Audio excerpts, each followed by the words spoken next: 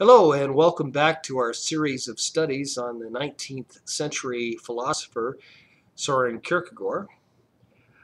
This is the fifth in a series of studies that we started about a month ago, I guess. And we're going through the book I wrote on the 19th century philosopher Soren Kierkegaard. This is a book you can buy at Amazon.com. If you go to Amazon.com and put in my name, Ross M. Bond, Bagne. You can purchase the book. It's going right now for $19.99. These series of studies will be uploaded to YouTube. And if you missed any of the studies, you can also link onto them at my Facebook page, which is once again Ross M. Bond. And you just go to Facebook and then you type in my name, and a whole series of links to my studies on YouTube will come up. And hopefully the idea of these videos is for the reader to follow along with the book itself. So hopefully you have the book and you can follow along also with the videos. We started this study back at St. Paul's Lutheran Church in October of 2010. We never got through the entire book, and hopefully we'll pick it up again, I think in September or October. But in the meantime, I decided to put all these studies on the internet for a deeper understanding, because some of the people who bought the book told me a deeper, better, more in-depth explanation should be given for the book. And I agree, because my book is really just an introduction to SK, and there's a lot more to explain. And even in these series of video studies, we're not going to exhaust SK's thinking. The only way to do that would be to learn Danish and then study SK for about 20 years like Walter Lowry did. He's such a creative, brilliant thinker that really it takes many, many years. And I don't have time for that, actually, because I have other things I'm doing, like running a business, and I'm writing a couple other books.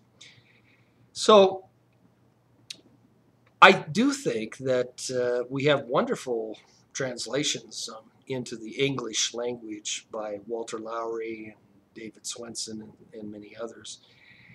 And so I personally don't think it's essential to learn the Danish language. It's wonderful if you do. I would be very impressed with anyone who learns Danish to study SK. But so the books I'm using are translations into English, but I think they're very good translations. So we left off on page 54, and in this study that we concluded last time, we're really investigating the chapter called The Genesis of SK's Thought, and really what the foundation was, what the inspiration was for SK to write his aesthetic and philosophical works, because we're not getting into the religious works, just the aesthetic and philosophical works in this book. So we ended off with the beginning of his observation about where he thought he was going at the beginning of his authorship. In other words, what was really the goal for God that God had given him in this authorship, because he felt a strong premonition that God was the inspiration behind his whole authorship, much like Dietrich Bonhoeffer in the 20th century believed it. From the age of 13 years old, he believed that God had some task for him. And this task turned out to be very similar to SK's thought, SK's task in reintroducing Christianity to the organized church of the time in Germany in the 30s and 40s. So we started to look at the point of view for my work as an author. And this was one of the last books that SK wrote. And he wanted to describe really what the whole authorship was all about, because he doesn't make it easy on anyone. And he felt that a real good explanation needed to be given. And so Point of View is a really insightful book to give you an understanding of what this great thinker was all about. And in the Point of View for my work as an author, he says, in case the benevolent reader has read this little book, he now knows what sort of an author I am.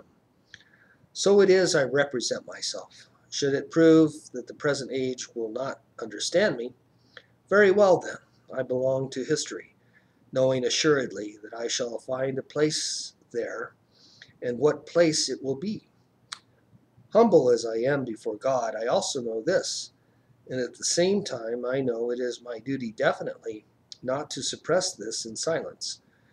For if pride and arrogance in claiming something for oneself is an abomination to God, so too, and just as much so, is the cowardly fear of men, which deprecates itself with mendacious modesty. I also know who, humanly speaking, I was, the past tense, because it is in God's power every day, and even today, to alter it. That is, that in respect to genius, extraordinary gifts were bestowed upon me. Now, this may seem like a great ego trip, but he could see it with a lot of maturity now at this time in his life, not like in his aesthetic sphere, but now with a religious connotation and insight into what God was really giving him intellectual and spiritual gifts to perform. The premonition of this role that God had for him from the beginning brings me to believe that truly SK was an instrument to perform a specific task, and that is to reintroduce Christianity to Christendom, both in terms of philosophy and theology. It is also a task that has to be repeated in every generation by Christians, because Satan is always attacking Christianity, undermining it, polluting it, distorting it, changing it.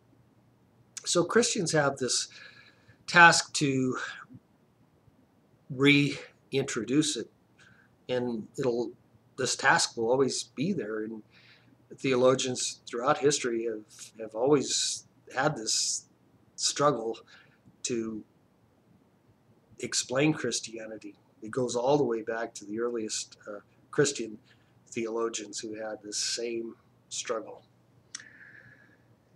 And Christ himself warned us several times that this would be the task that Christians would have, because Christ warned us that Christianity would never become a part of the established order, that a part of worldliness or the secular sphere, but that to succeed, it really needed to fight for its existence. So the Christianity is always a militant religion in the world. And I don't mean that in a fanatical way, but in the realm of ideas. And Christ speaks about this spiritual struggle that Christians have often throughout the New Testament. For example, whatever is exalted among men is an abomination in the sight of God. Luke 16:15. Do not think that I have come to bring peace on earth, but rather division. I have come to set a son against his father and a daughter against her mother. Matthew 10:34. I came to cast fire upon the earth. Luke 12:49. For the gate is narrow and the way is hard that leads to life, and those who find it are few. Matthew 7:14. You will be hated by all for my name's sake, but he who endures to the end will be saved. Matthew 10:22. So we see this constant spiritual battle that we have. And once again, I want to emphasize that this isn't some sort of a fanatical interpretation of the New Testament. Rather this battle that goes on in the spiritual sphere of ideas and theological teachings especially. Now, we're very fortunate in this time and age that, especially in the United States, that we have the right to disagree. And this tolerance of Christianity is a great blessing to the United States of America, and really only came about in about the 17th, 18th century. In the 17th century, at the end of the 30-year war, when tolerance of differences of opinion in religion actually became acceptable. So it's a major struggle that we don't have these battles constantly and these persecutions of other religions, that we can live with each other. We can agree to disagree. And this was always the way that Christ looked at it and spoke about it. So really, the role that God gave to S.K. was the role of teaching Christianity to us all over again, since in Kierkegaard's opinion, it had been corrupted during several centuries by Christendom. Now, when I say this, it might seem like this was an overinflated image of S.K.'s role that he had, but you have to understand the atmosphere of the state of Denmark, especially in Copenhagen during S.K.'s time. During S.K.'s time, there were two bishops called Minster and Martensen.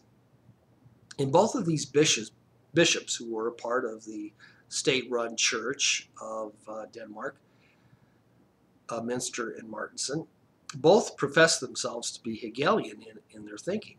Well, to be quite honest, if they truly were Hegelian and really truly understood Hegel, they had rejected Christianity because Hegel felt that he had a higher, better insight or interpretation to Christianity than Christianity itself. And this became an enormously difficult issue in theology in the 19th century, and it came into the 20th century. Writers in the 19th century included Marx, included Engels, not only Hegel, but many other 19th century philosophers. And in the 20th century, two people who come to mind for me are Rudolf Bultmann and Karl Jaspers, both of whom assumed that somehow they had acquired in the 20th century this deeper, better insight to what the Christian faith is all about.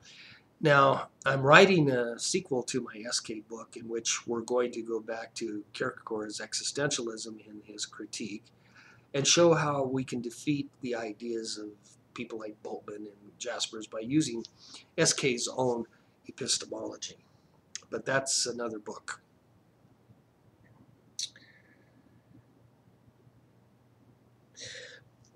So he goes on and gives some lyrical explanations of what really promoted the beginning of his thinking. And he emphasizes the lyrical, he emphasizes the pathos of these stories as a direct refutation of Hegel's beginning of his philosophy. In the Hegelian thinking about philosophy, one started with nothing. De omnibus dubitandum est is what Descartes called it. And many people claim that Descartes was the beginning of modern philosophy in the 20th century, because you have to distinguish modern philosophy in the 19th century, that Descartes was the beginning of modern philosophy in the 19th century. Well, now in the 20th century, we also have a new modern philosophy, so you can't really say that Descartes is the beginning of modern philosophy, because philosophy always evolves and changes due to the different ideas that philosophy brings in. So, but at the time, and still many philosophers say that Descartes began modern philosophy. And at first, S.K. thought that Descartes would be his prime antagonist. He later came to realize that it was not Descartes, but it was rather Hegel himself. And so after the beginnings of his philosophy, he really decided to um, focus on Hegel. And there's a great book, and I don't know if it's in publication, but right now. But this is one of the first books that Kierkegaard ever wrote. He puts it in the name of Johannes Climacus again, and he calls it De Omnibus Dubitandum Est, Doubt Everything. And it gives you a really great insight into the first beginning of his philosophical thinking on modern philosophy at the time. And I don't know for sure if it's available today. I don't think it's published, but it could be. You might be able to find a copy of it on Amazon.com. The copy I got, I believe I copied it out on a copier at the University of Wyoming. I did that with Stages on Life's Way also. So you might have to go to a library to pick up some of his books. Now, I believe that I'm sure that Stages on Life's Way is now published again, but it wasn't at the time that I was studying SK. So he begins with all these lyrical, wonderful descriptions, and anyone who's an author should, in my opinion, study SK's style, because he really was a great stylist. And you can get a lot of insight and inspiration of great writing from SK's lyrical descriptions. So this passage I read right here begins here on page 56. It goes all the way through 57 and 58, 59, and 60, and 61. Now I like to give this, and 62, and I really like to give this story in full because it presents the pathos of the Kierkegaard always emphasized in coming to a knowledge of the truth, and how really coming to the truth is more a matter of pathos than of thinking. Now, SK, in spite of what Jasper says, it never rejected, and Jasper's and others, it never rejected clear thinking. He always saw it as a part of philosophy, but he really wanted to emphasize the role that the pathos makes in existing. So this is a story, a very poignant story, about a grandfather and a grandson. And it takes place in a place called the Garden of the Dead. And this was a garden which was attached to a seminary. Whether it actually existed in Copenhagen at that time, I'm not really sure. It probably did. There was probably a large element of truth to the existence of this place. But Johannes Climacus takes a walk, as he usually did, into the garden. And contrary to his usual custom, he walks into the graveyard. And as he's walking, he gets tired and decides to sit down by a tree or a bush.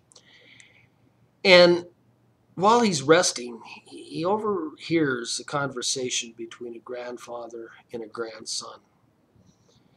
And it becomes apparent to Johannes Climacus that the grandfather is speaking to the grandson in order to warn him about the dangers of a higher criticism of Christianity. Because in the course of this conversation, it becomes evident to SK that the son of the grandfather, the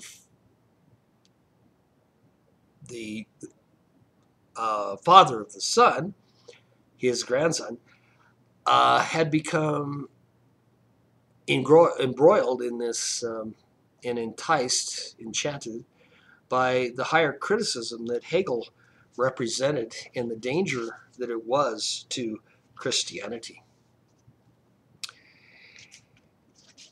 And he quotes this conversation in depth as to what he actually overhears. And in part of the conversation, the grandfather says to the grandson, "Poor boy, you are only a child, and yet you will soon be alone in the world. Do you promise me, by the memory of your dead father, who, if he could speak to you now, would speak thus, and speaks to you with my voice? Do you promise me, by the sight of my old age and by my gray hairs, do you promise me, by the solemnity of this sacred ground, by the God whose name you have learned to call upon, by the name of Jesus Christ, in whom there is salvation? Do you promise me that you will hold fast to this truth in life and in death? That you will not permit yourself to be deceived by any illusion, however the face of the world changes? Do you promise this?" Overwhelmed by the impression, the little one threw himself down upon his knees, but the old man lifted him up and pressed him to his heart.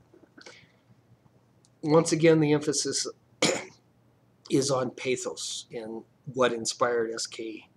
to write his book. Now, the story is probably apocryphal, but as with all stories, it has a lot to do with S.K.'s own life. So he goes on and gives another lyrical description of all these stories that led to the beginning of his philosophical and aesthetic writings, and ultimately his religious writings. And he gives a story, once again very humorous, about how he had been a student at both universities in Germany and university in Copenhagen, Denmark. And this had lasted for about 10 years, up until I think around the age of 25. And he goes through this soliloquy for a rather long time. And he realizes that the inspiration then from all of his existential experiences was that he wanted to, by reflection, trace the misunderstanding between religion and Christianity.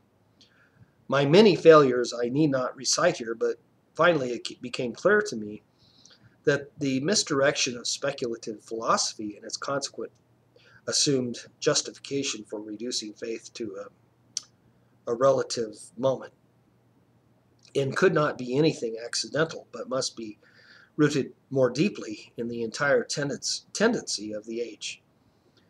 It must, in short, be doubtless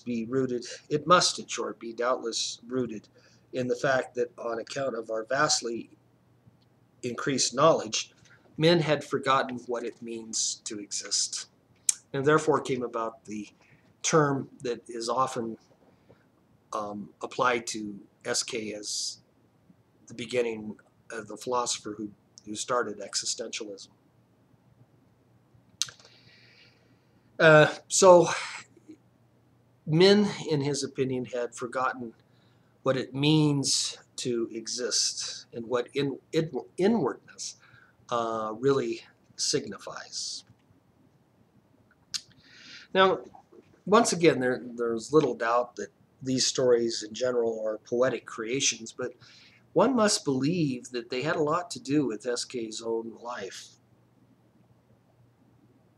The story above of the old man and the boy may very well have been inspired by the admonition that S.K. received from his father as a young boy.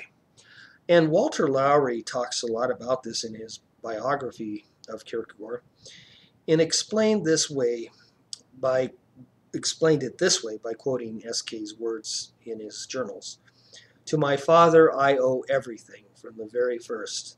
It was his prayer for me, when melancholy as he was, he regarded me with a melancholy eye. See to it that thou be able to love justly and rightly Jesus Christ." In this way, S.K., one must believe, using the pseudonym Johannes Climacus, resolved to begin. And the first act in his authorship was really to begin with an analysis of what he saw as the relationship between the aesthetic life and the ethical life in his first major book, Either Or, Volume 1 and 2. And that's where we're going to really pick up and start with his aesthetic and philosophical works, because the first works he worked on are not really all that important, like De Omnibus Dubitan Demest, although they're very, very interesting, and I encourage anyone to read that book. And then also concept of irony, but they're not critical to understanding SK. So I don't get into them because I had to limit the book to what turned out to be 423 to 425 pages or so. I could have made the book a lot longer, but I really wanted to get out the essence of SK and not oversimplify him, but not overcomplicate the introduction that the book is meant to be really an introduction to the works of Soren Kierkegaard in his aesthetic and philosophical spheres. Now, this pretty much winds up this study, but I wanted to give a little bit of foresight into what we're going to be going into next.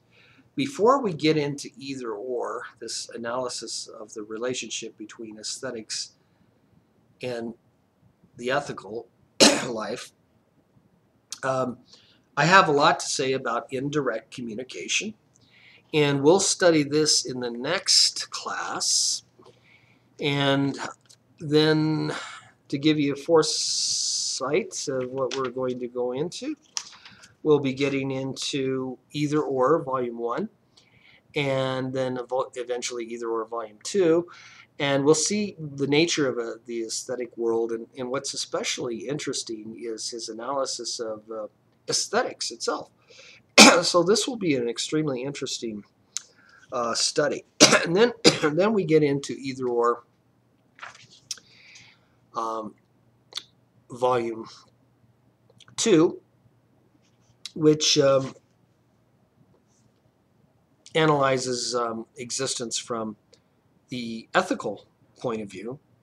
And we'll also get into Stages on Life's Way, which is also a part of an analysis of the aesthetic realm of existence. But I really didn't want to get in specifically to each of these chapters because I kind of want to keep these studies short. I only have about 30 minutes, so I've got about a minute or two to go.